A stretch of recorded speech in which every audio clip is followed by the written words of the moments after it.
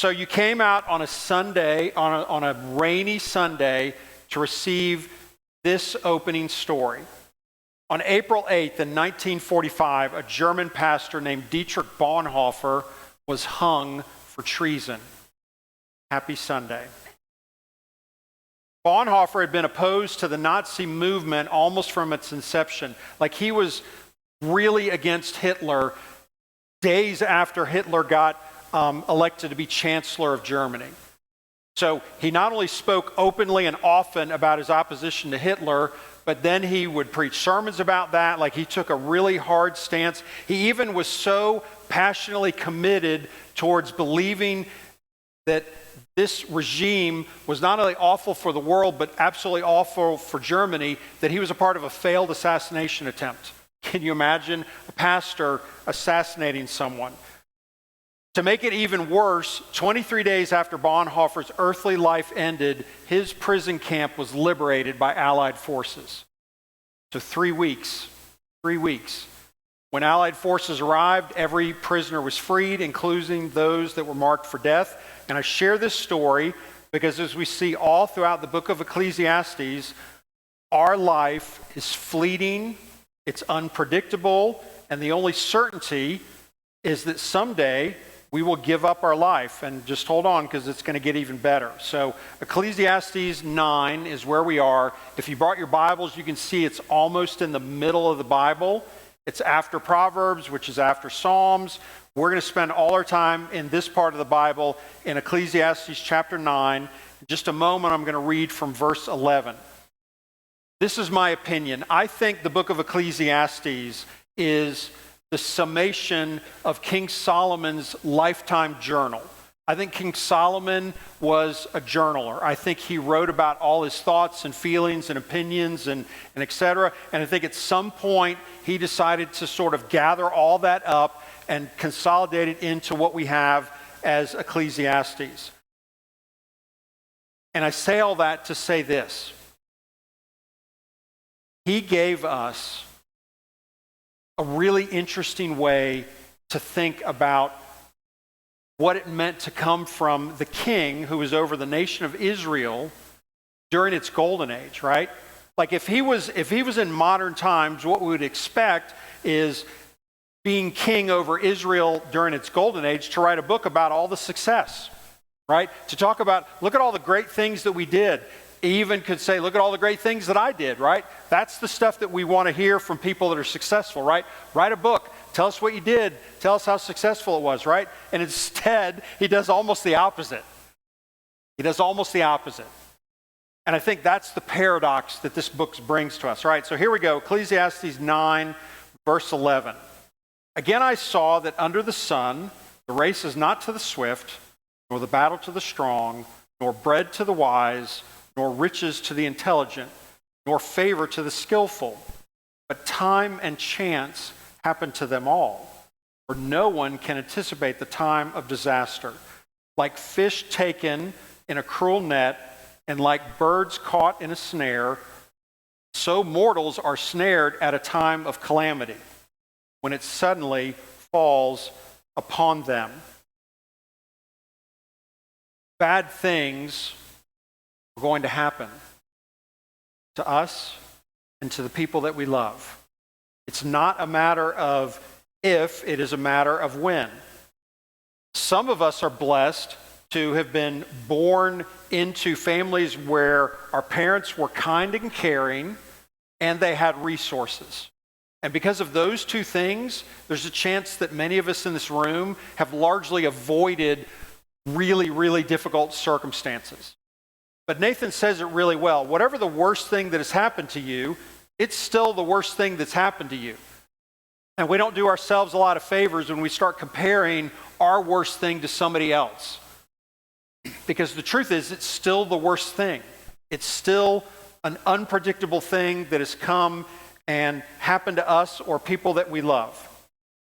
Because it almost doesn't matter that in the scope of difficulty and suffering, what you and yours have experienced might not be the worst. It's still difficult. It's still hard. Because this is what it means to be a part of a broken, fallen world surrounded by broken, fallen people. And yet here's the wisdom that we can receive from King Solomon all throughout this book. Wisdom doesn't always prevent life storms. It instead teaches us how to sail through them. Bad things are going to happen, but you can still live and you can still find your way through. All right, so we're going to unpack this by actually going backwards. And we're going to read from chapter 9, verse 9. And this is where we're going to spend most of our time this morning. So verse 9 says this: enjoy life with the wife whom you love all the days of your vain life that are given you under the sun, because that is your portion in life and in your toil at which you toil under the sun. In that one verse, there's so much going on. We're going to try our best to unpack some of this, but please hear me. That verse is not happy wife, happy life. And I promise you, for those of you who are not married, not called into marriage, maybe you have been married and you're not now, please receive me. We're going to get to you as well, okay? It's all going to be fine, I promise. Just hold tight. But before we get into all of that, we need to unpack that word vain. To unpack that word vain and the despair of that word, in other translations, that also could be read all the days of your meaningless life, or all the days of your worthless life. Once again, happy Sunday. So grateful you're here in church this morning. Y'all, one of the things that separates us humans from all the other created order is that at some point in time, we become aware of this truth. Someday we're going to die. Someday we're not going to be here.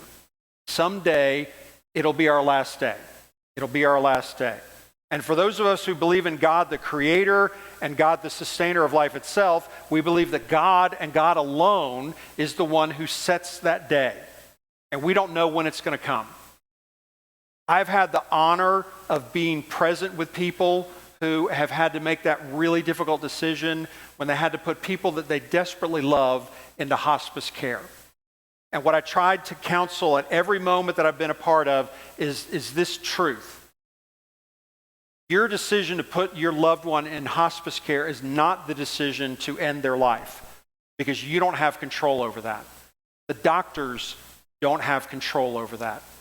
The procedures and medicines and all the things, they are not the ones that are in control of that. You're simply making the decision that either is based on their wishes or your observation that it is now time for us to stop doing highly intrusive things that are clearly causing discomfort and even pain for that person. We're going to let that person move into a state where, to the best of our ability, we're going to keep their body at peace and see what happens. And I just need to say this. Yes, most of the people who have gone into hospice care have had days or hours or days. A few have made it a few weeks. Some have made it a few months. I have one, though. There's one case, and it was the mother of this daughter that was older and had developmental disabilities all her life. And she went into the hospital, and things were bad. Not good at all. And the doctors were finally like, there's nothing more we can do. We need to put her in hospice care. And the mother accepted that, but she said, this is not her end. Like, she knew. And so her daughter went into hospice care. It gave her daughter's body the time and peace to recuperate and to heal. And she walked out of that hospital and lived for years. And her years were not terrible years. They were good, blessed years. So also, don't ever underestimate that you know that person better than anybody else ever, right? But you're not making the decision to end their life.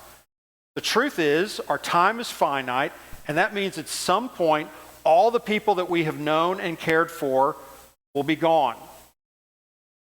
All the work that we have done will be gone. All of the stuff that we have poured into and built will be gone. A few of us might be blessed to have a legacy that makes it past one or two generations, but at some point in time, you and I will be a little blip in the Ancestry.com lineage, right?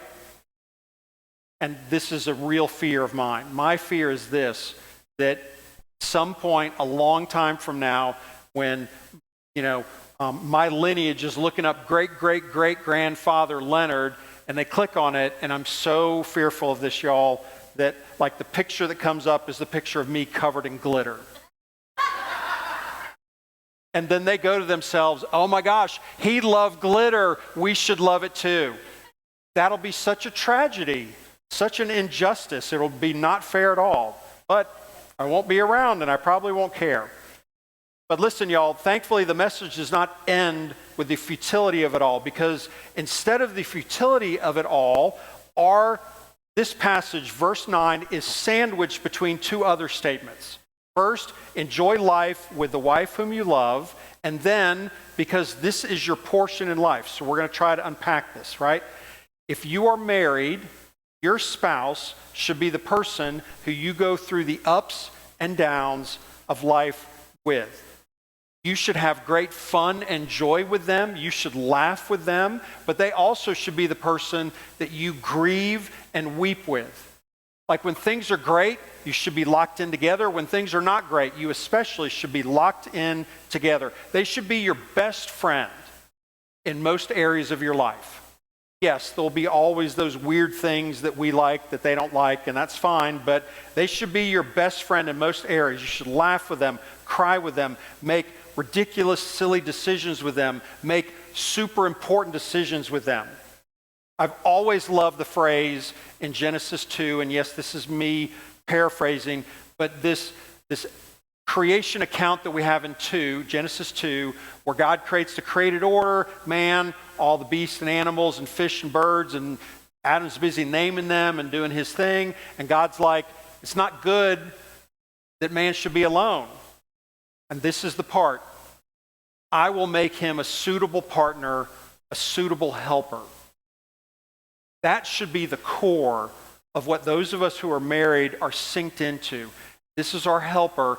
This is our partner. It's not that we have to agree and be aligned on everything, but boy, we need to be aligned and agree on the things that really matter. Because this is our partner. This is our helper. And here's the thing. You should want to do life with them, not just exist with them. I'm sorry for the times that we have just been roommates and not done life together. Because if you've been married for any length of time, you're going to enter those seasons. It's not a matter of if, it's a matter of when. You're going to enter those seasons. But will you believe in the power of that commitment? Will you then surround yourself with people who can speak life into your relationship? And then will you do the work? Anybody who's been married for any length of time, if they tell you that it's a piece of cake, you should run fast. Because that's not true. It's hard to do life with one person. It's amazing, but it's hard and it takes work. And if you're in that season where your marriage is not great, please get help. Please seek counseling. Meet with Nathan and myself. Find trusted, safe, healthy people. And hear me, please don't just find people who are going to take your side.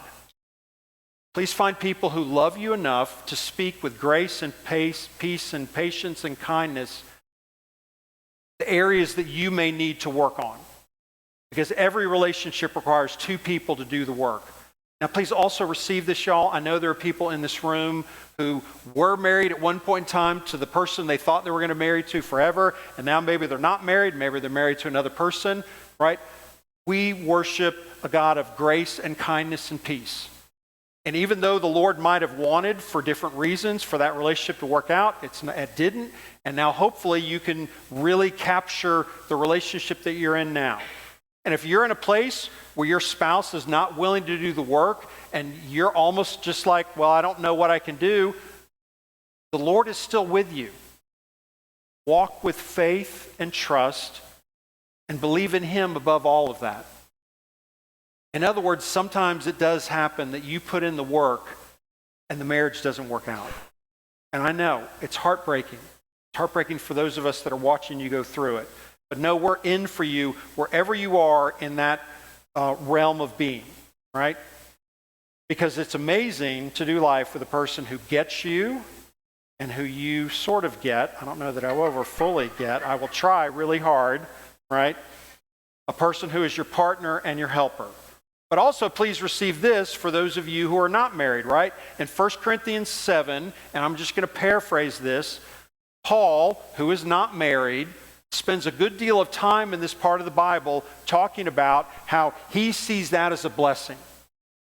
And we that are married need to receive this truth. Because what Paul says, once again, I'm just paraphrasing here, is that being married to a person, making that commitment to another broken, fallen human, can be a giant distraction.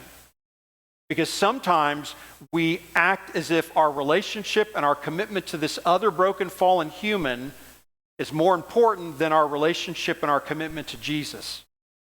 That sometimes we can have our energy and our passion and our enthusiasm divided, and we're pouring a lot of it into this person and not nearly enough into our relationship and walk with Jesus. But also hear this. If the Lord has not called you into a season of marriage, you can still have an amazing life filled with amazing friendships. You can have deep personal connectivity to other people. You can have people that you go through life with, people that you go through times of difficulty with, people who you go through times of great joy with. You can have an abundant, full life and not be married, because you can still have relationships of depth and meaning. And I hope for each of you, whether you're married or not, that you have people, a tribe.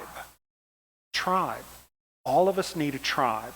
Jesus had a tribe.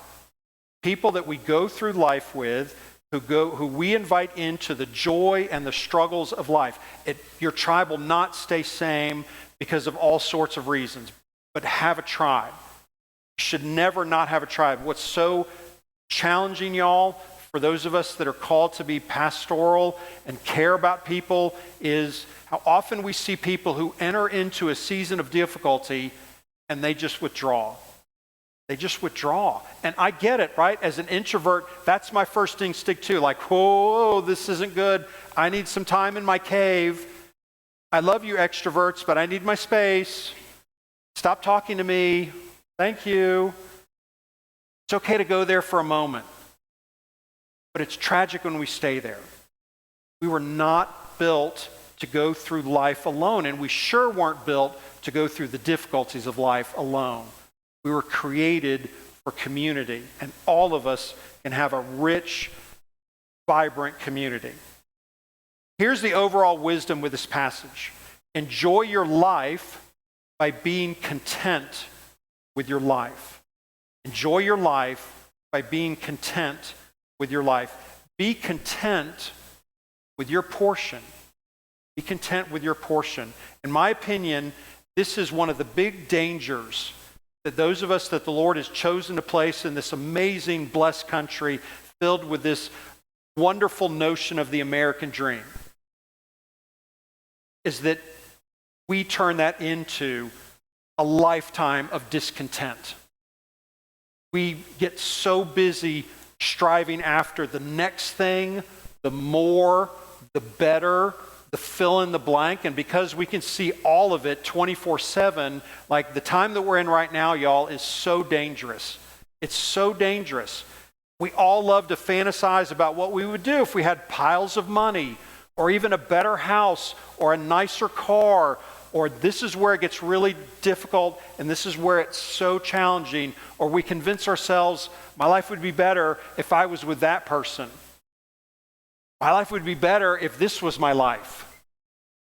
And please hear me, y'all. All we're receiving more often than not is the perception that we have of others. There is no person walking the face of the earth has got it all figured out.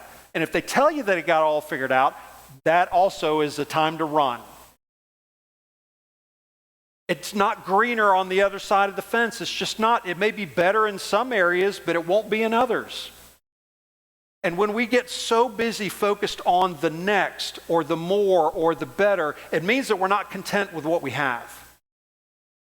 there's this paradox, because we're in the book of paradoxes, called the affluence paradox.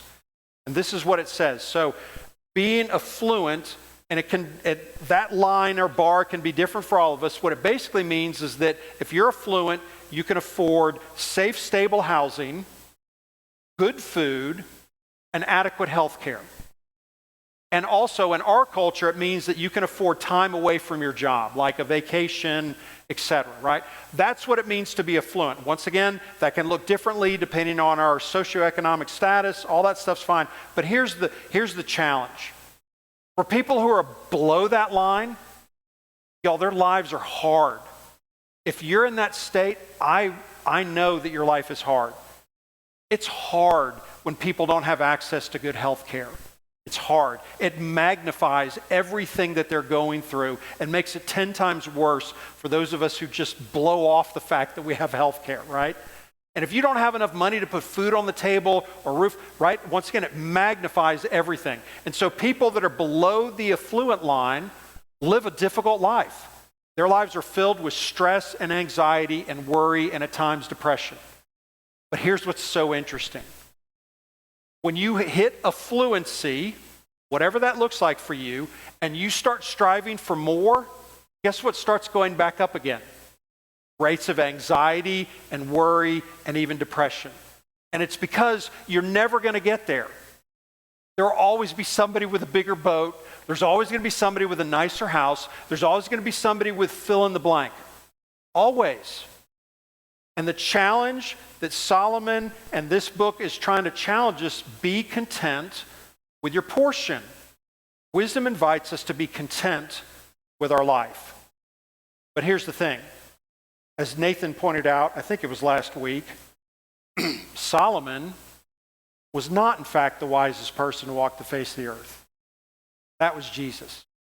He's the one that we're following. And this is what Jesus says about our life. This is Matthew 16, verse 24.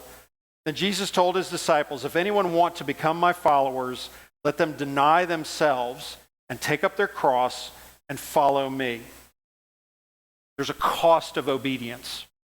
And what's tragic is how many of us who have so much, our cost of obedience to follow Jesus, y'all, in this country and in this time is so easy.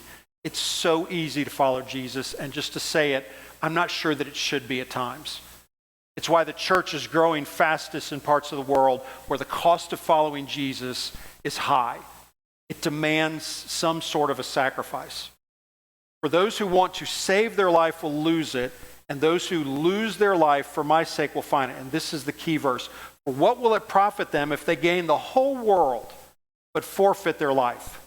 Or what will they give in return for their life? This is why I wanted to share the story of Pastor Bonhoeffer. If you look at Pastor Bonhoeffer and his influence, once again, he had tremendous influence over post-World War II Germany because people had 20/20 vision. They looked backwards, said, wait a second, this guy was calling all this evil out early on. Maybe we should listen to him. He had a huge influence, but you need to hear this. While he was still alive, he saw none of that fruit. He saw none of that fruit. He was a part of a failed assassination attempt.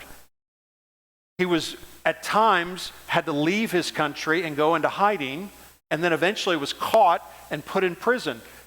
Y'all, he had every right to be that person who is that old, grumpy, disgruntled old person that, well, my life didn't go the way that I wanted to, so now I have the right to be a jerk to everybody, right?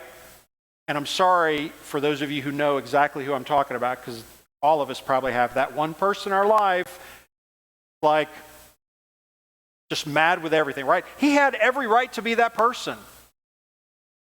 And he didn't. He didn't. He was content with his portion. Every eyewitness account that we have of him during his time in that jail, that prison, was that he was a man of peace and kindness and grace. In other words, he didn't stop following Jesus just because his life didn't turn out the way that he thought it was going to turn out. He was content. Wherever I am, I'm going to follow Jesus really well. The doctor who was at the prison camp gave this testimony of Bonhoeffer's last moments. I saw Pastor Bonhoeffer kneeling on the floor, praying fervently to God. I was most deeply moved by the way this lovable man, that one phrase, lovable man, a condemned man, was a pastor, a follower of Jesus, a witness to a doctor, and I'm not telling you the doctor was evil, but he was a part of an evil system, who knew that that condemned man loved him. This lovable man prayed so devout and certain that God heard his prayer. At the place of execution, he again said a short prayer, climbed the few steps to the gallows, brave and composed. His death ensued after a few seconds. In the almost 50 years that I have worked as a doctor, I've hardly ever seen a man die so entirely submissive to the will of God. This doctor experienced love and grace from a condemned man who didn't act like he was condemned at all, but took advantage of his circumstances, was content with his portion, and did his best to be a faithful witness. All this comes together with this statement. This is us trying to merge Solomon wisdom with the challenging words that Jesus said. Be content in your life. And we could have put in there earthly life. Be content in your life, yet remain wholly discontent with anything that hinders God's kingdom. I love you all enough to say that most of us, including myself, we're getting this wrong. We spend so much of our energy and our attention and our passion being discontent with our state of being in this earthly temporary world. And we don't spend anywhere near the amount of energy and enthusiasm and passion into all the ways that this earth is not reflecting the kingdom of Jesus. I don't know what that looks like for you. I don't know what your passion is. I don't know what it is that's going to set you on fire. But here's what I know. If the only things that drive you into this fervent place of great passion are temporary things in this broken, fallen world, and you somehow have convinced yourself that you just have the right to be upset at this, but you're not going to do anything about it, it's not what the Lord wants. It's not what he has for you. Not what he has for me. And we live right now in a really dangerous time, y'all, right? We have these supercomputers in our pockets. We are constantly surrounded by information. And can I just say that most of the people who are feeding this information, they don't care about you. They don't. They don't love you. They're just trying to keep you stirred up and filled with fear. They want you to believe that the world is going to end right now and it's going to be tragic. And so can you just join us in shouting at one another? Can we all declare that shouting at one another is not working? Can we just call that done? Experiment done. Because we all know that when we gather with a person, even someone that we have great disagreement with, and we do it personally, and we do it with care and compassion, we leave that encounter better than we entered into it. And I get it, y'all, it's hard. Can I say it's easy to stay divided? It's hard to move towards being united. And yet, that's what was Jesus' prayer in John 17. The last prayer that he prayed for those of us that were in for him was that we would be one, and that witness of being one would be greater than any witness ever. And I love all of us to say, we Christians are getting this just as wrong as the people who don't believe in Jesus. And it's time to do it differently. It's time. Let's be upset at the state of the world. Let's be upset at what is going on that is filled with injustice. But then let's bring it back to our home community and get busy making a difference. If it bothers you that there are people who are orphans, we have lots of people that are doing great work in this community to try to eliminate DFACS even being involved in Cherokee County. And it doesn't matter if you're not the family who's called to directly care for that orphan. You can be the support system. If we Christians, even if we just took that one thing and said, you know what, we're done with orphans in Cherokee County. And if every church and every believer found their one role to play, we'd be done. We would home all the orphans in this community. In fact, we'd have more so that people would be coming from other communities bringing their orphans. That's what I'm talking about when how often we are discontent with our earthly life, but we just act like the stuff that involves Jesus and his kingdom, that's not my problem. Jesus and the Holy Spirit are going to get that. The people who get paid to be Christians, y'all will figure all that out. No. He wants more for us. And when we get busy being content with our portion and discontent with the state of his kingdom breaking through, y'all, that's when he can use us to do amazing things. And we can be the people who bring hope and peace and joy and love. And for those of you who know this, when you experience that you've been able to bring peace where there has been no peace, it's almost just like icing on the cake that these two people are now not fighting, because you receive the peace and the joy of being a part of that. Give all the credit to the Holy Spirit and Jesus, but it feeds us when we get into this mode. And he wants to feed all of us.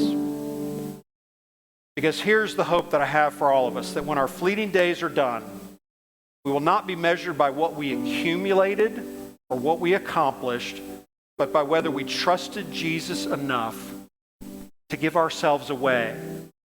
Costly obedience for the sake of his kingdom breaking through on this broken earth.